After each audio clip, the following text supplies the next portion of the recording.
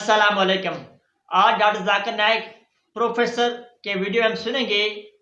ہم مسلمان خانہ کعبہ کی طرف منہ کر کے نماز پڑھتے ہیں, یہ کیسا ہے؟ لوگ یہ کہتے کہ جب اسلام بت پرستی میں نہیں مانتا ہے, آپ مسلمان سب سے زیادہ بت پرستی کرتے, آپ کعبہ کی طرف سجدہ کرتے ہیں, وہ سب سے زیادہ بت پرستی ہے. غیر مسلم کہتے اسلام اگر بت پرستی کے خلاف ہے تو آپ لوگ کعبہ کو سجدہ کیوں کرتے, کعبہ کی پرستی کیوں کرتے ہیں, کعبہ کی عبادت کیوں کرتے؟ اس کا جواب ہے کہ کوئی بھی مسلمان کعبہ کی عبادت نہیں کرتا ہے. کعبہ ہمارا قبلہ ہے. آپ جہاں بھی دنیا میں ہیں قبلہ کی طرف دیکھ کے نماز پڑھیے. کعبہ قبلہ ہے, دشا ہے, ڈائریکشن ہے. مثال کے طور پہ ہمیں اگر آج نماز پڑھنے کا یہاں, تو کوئی لوگ کہیں گے کہ دکشن کی طرف دیکھ کے پڑھیں گے, کچھ لوگ کہیں گے پشچم, کچھ کہیں گے ایسٹ, کچھ کہیں گے ویسٹ, کچھ کہیں گے نارتھ, کچھ کہیں گے ساؤتھ. تو اجماع ہونے کے لیے ہمیں ایک طرف دیکھنا چاہیے, اور اللہ فرماتے ہیں کہ ہمیں دیکھنا چاہیے کعبہ کی طرف. تو کعبہ ہمارا قبلہ ہے. اور سب سے پہلے جو جغرافی میپ, جو نقشہ بنائے تھے دنیا کا, وہ مسلمان تھے.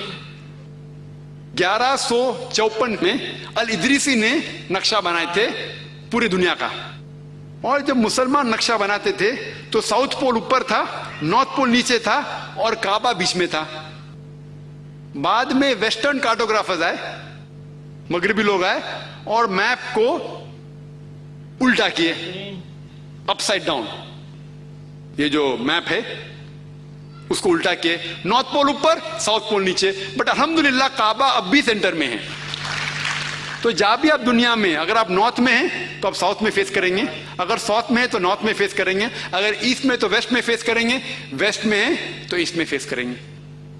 اور ہم جب جاتے ہیں مکہ میں عمرہ کے لیے یا حج کے لیے, ہم طواف کرتے ہیں کعبہ کے ارد گرد, ہم طواف کرتے ہیں. لوگ پوچھیں کیوں طواف کرتے؟ اللہ کا حکم ہے, ہمیں نبی کا حکم ہے, اس لیے ہم کرتے. اگر منطق سے سوچا جائے تو جواب ذہن میں آ سکتا ہے کہ ہر دائرے, ہر سرکل کا ایک ہی سینٹر ہے, ہر دائرے کا ایک ہی سینٹر ہے. ہم جب سرکم ایمبولیٹ کرتے ہیں, کعبہ کے گول جاتے ہیں, یہ تسلیم کر رہے ہیں کہ اللہ ایک ہے. اور حضرت عمر رضی اللہ عنہ, ان نے کہا, صحیح بخاری میں ہے اس کا ذکر, جلد 2 کتاب و حج, چیپٹر نمبر 56, حدیث نمبر 675.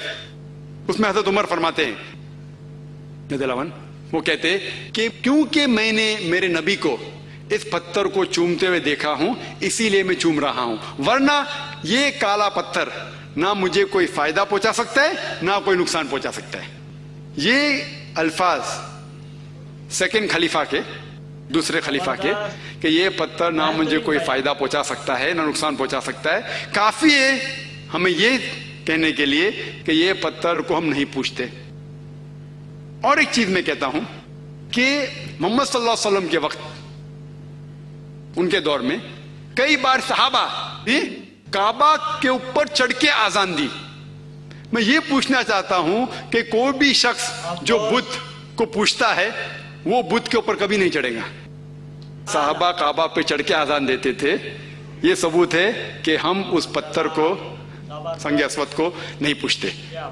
وقت کی کمی ہونے کی وجہ سے میں چاہتا ہوں کہ سوال جواب کی نشست ہو, اسی لیے میں اس تقریر کو ختم کرتا ہوں تاکہ زیادہ وقت ہو سوال جواب کے لیے.